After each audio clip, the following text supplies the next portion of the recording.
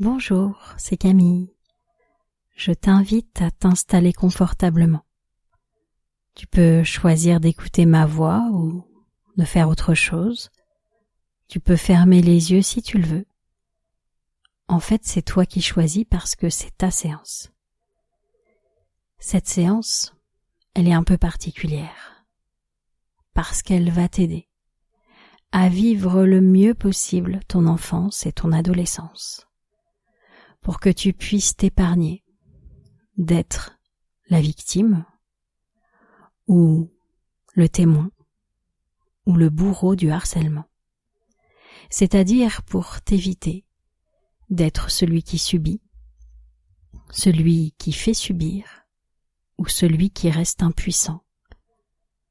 C'est la raison pour laquelle, à travers les histoires que je vais te raconter, tu vas peut-être sentir qu'à l'intérieur de toi, il y a des trésors que tu ne soupçonnais pas. Parfois, on ignore qu'on possède tout ça. Quand l'autre nous rabaisse, on oublie qu'on a tout ça en soi. Quand on rabaisse l'autre, ça nous fait nous rabaisser nous-mêmes. Et quand on se sent impuissant, eh bien ça nous rabaisse aussi. Alors finalement, en sachant qu'on a tous ces trésors à l'intérieur de soi, on peut se revaloriser et on peut changer ses fonctionnements pour être sympa avec les autres, pour que tout se passe bien.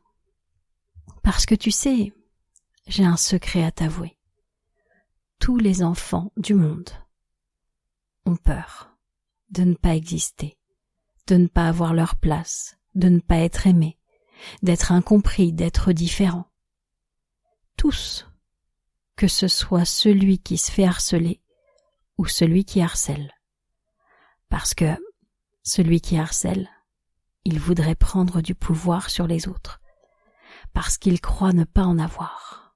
Il manque beaucoup de confiance en lui. Alors, en comprenant cela, on peut comprendre que, où qu'on soit, on n'est pas tellement différent de l'autre. C'est simplement qu'on a choisi d'agir autrement. C'est la raison pour laquelle, en travaillant sur ta confiance en toi, c'est-à-dire en augmentant la valeur que tu te donnes à toi-même, tu vas pouvoir changer le cours des choses et empêcher qu'il y ait du harcèlement. Et justement, j'aimerais commencer par te raconter une histoire un peu particulière. Cette histoire se passe dans une école, une très vieille école, à l'époque où les enfants portaient tous un uniforme, un peu comme dans Harry Potter, tu vois. Dans cette école, il y a un portail un peu spécial. Il ne s'ouvre pas pour tout le monde.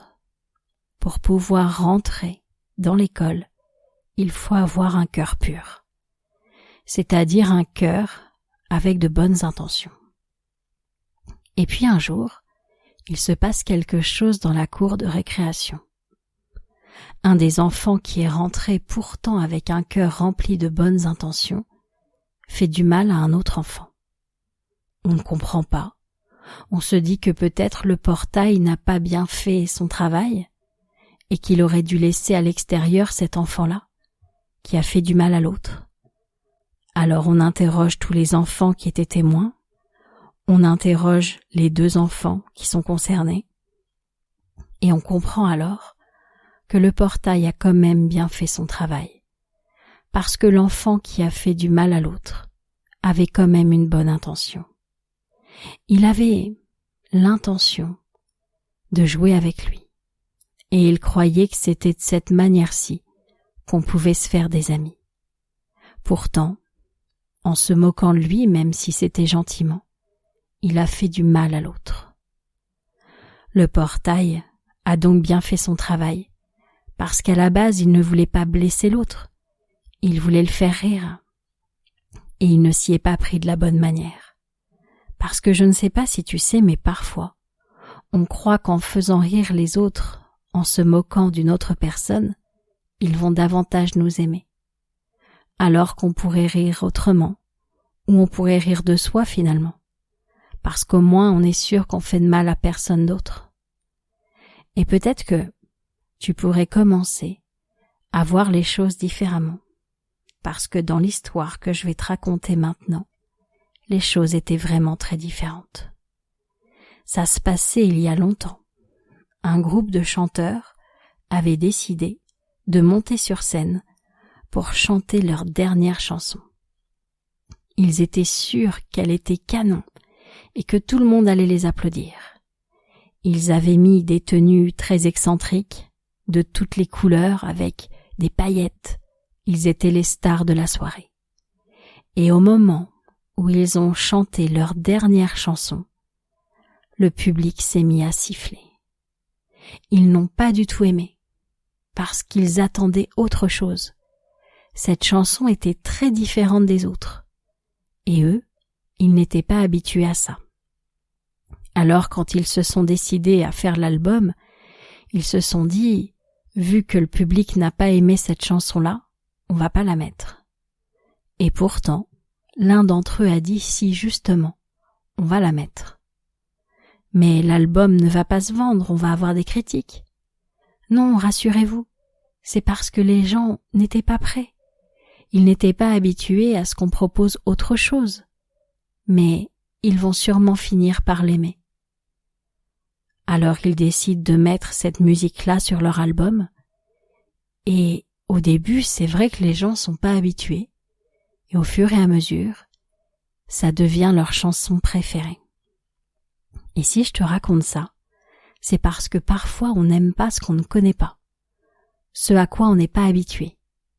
Et pour donner une chance à l'autre de nous aimer, il faut lui donner une chance de nous rencontrer, de nous connaître, de savoir qui on est. Et peut-être que cette séance pourrait te permettre de mieux communiquer, de mieux parler de toi, mais aussi de t'intéresser à l'autre. Parce que finalement, c'est ça qu'il veut, celui qui harcèle. Il veut qu'on s'intéresse à lui. Tout comme celui qui est harcelé aussi, il veut qu'on le protège. Alors finalement, tout le monde a envie qu'on s'intéresse à lui. Et tu pourrais même aider le témoin, qui lui ne sait pas quoi faire. Il a peur de défendre le plus faible et de se retrouver avec lui parmi les victimes. Et des fois, ça lui donne presque envie d'être avec le plus fort, parce qu'il se dit comme ça, il sera en sécurité. Il est un peu entre les deux, ils savent pas vraiment quoi faire. Eh bien, cette séance, elle va aider tout le monde. Parce que tout le monde a besoin d'être intéressant. Et tout le monde a envie d'avoir sa place. C'est pour ça que plus tu vas t'intéresser aux autres, et plus ils vont se sentir bien, et moins ils auront besoin d'embêter qui que ce soit. Et ça, c'est un pouvoir, tu vois. Un pouvoir de transformer les choses. Et justement, j'aimerais te raconter une autre histoire. Celle d'une personne qui fabriquait toutes sortes de poupées, de marionnettes, pour mettre dans des centres commerciaux à Noël. Il y avait dans les vitrines ce qu'on appelle des automates, et cette personne-là était spécialisée pour les fabriquer. On lui demandait souvent que ces personnages ressemblent à la réalité, et on mettait même des fils transparents pour ne pas voir que les marionnettes étaient reliées à un moteur. Un jour, un enfant avait regardé par la vitrine et il avait trouvé ça super beau. Il s'était dit « Waouh, ces personnages bougent tout seuls, c'est sûrement qu'ils sont vivants. » Et ses parents lui avaient dit « Mais non, regarde, il y a un moteur en haut avec des fils transparents. » Et à ce moment-là, l'enfant avait compris que parfois il y a des choses qu'on ne voit pas. Et on croit que c'est super magique, super fort, alors qu'en réalité il y a une explication. Et c'est exactement pareil dans une situation de harcèlement. Il y a des choses qu'on ne voit pas, comme le mal-être de tout le monde. C'est pour ça que, quand on voit quelqu'un qui harcèle quelqu'un d'autre, on sait que celui qui harcèle ne va pas bien pour faire ça. Parce que quand on va bien, on n'a pas envie de faire du mal aux autres. Alors peut-être qu'il est là ton pouvoir. Il est dans le fait que on va pouvoir aider tous ceux qui se sentent pas bien, que ce soit celui qui harcèle, celui qui est harcelé.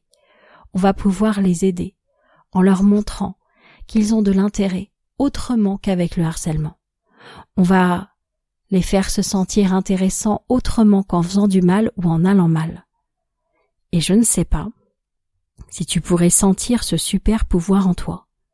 Ce que je sais, c'est que tu as de grandes forces à l'intérieur de toi, beaucoup plus que ce que tu penses. Une de tes plus grandes forces, c'est le fait que tu puisses parler, que tu puisses exprimer les choses. Et je ne sais pas si cette séance va t'aider à te rendre compte de ta valeur, mais aussi de tout ce que tu as à l'intérieur de toi, tout ce que tu possèdes comme capacité, comme qualité, qui font de toi un enfant unique. Et je ne sais pas si tu vas te rendre compte que finalement tout le monde voudrait avoir plus confiance en soi. Et que la confiance en soi, elle n'arrive pas comme ça en claquant des doigts. Elle arrive à chaque fois qu'on réussit à faire quelque chose. Que ce soit réussir à exprimer ce qu'on ressent, que ce soit réussir à faire un contrôle, que ce soit réussir à faire du sport. Plus on réussit de choses, et plus notre confiance augmente. Et parfois, les enfants pensent que c'est l'inverse. Ils pensent qu'il faut avoir confiance en soi pour faire les choses, alors que c'est en faisant les choses qu'on prend confiance en soi. Tu vas donc pouvoir oser changer la situation pour arrêter ce harcèlement, qu'il soit dans un sens ou dans l'autre. Tu vas pouvoir te libérer de ça et aider les autres à se libérer aussi. Vous allez pouvoir être toute une équipe anti-harcèlement. Vous allez pouvoir protéger ceux qui ont besoin d'être protégés. Vous allez pouvoir valoriser ceux qui ont besoin de l'être. Tu sais, tous ceux qui manquent de confiance en eux, qui pensent qu'ils sont nuls et moches et sans intérêt. Toi, tu vas les aider à se sentir intéressants. Toi, tu vas contribuer à éviter des choses dramatiques avec des enfants qui s'enlèvent la vie tellement ils sont malheureux. Toi, tu peux contribuer à ça. Tu peux valoriser les gens et tu peux aller dire au harceleur qu'il doit arrêter immédiatement. Peut-être qu'il l'a pas fait méchamment et qu'il s'est pas rendu compte à quel point ça faisait du mal à l'autre. Mais toi, t'as ce pouvoir-là. T'as le pouvoir de contribuer à ce que les choses s'arrêtent, ne serait-ce qu'en allant en parler aux personnes concernées, aux parents, aux professeurs, aux directeurs. Tu as du pouvoir. Alors, merci de contribuer à arrêter le harcèlement. Merci, tu es quelqu'un d'important. Pense à dire aux autres que eux aussi sont importants. Tu les aideras vraiment. Merci à toi. Et quand tu le voudras, cette séance va s'arrêter. Et tu pourras reprendre tes activités, faire ce que tu veux. Ou réécouter la séance quand tu voudras. En tout cas, moi je serai toujours là. Et si tu as besoin de me parler, tu peux toujours me contacter. Parce que moi je te dirai à quel point tu es un enfant super.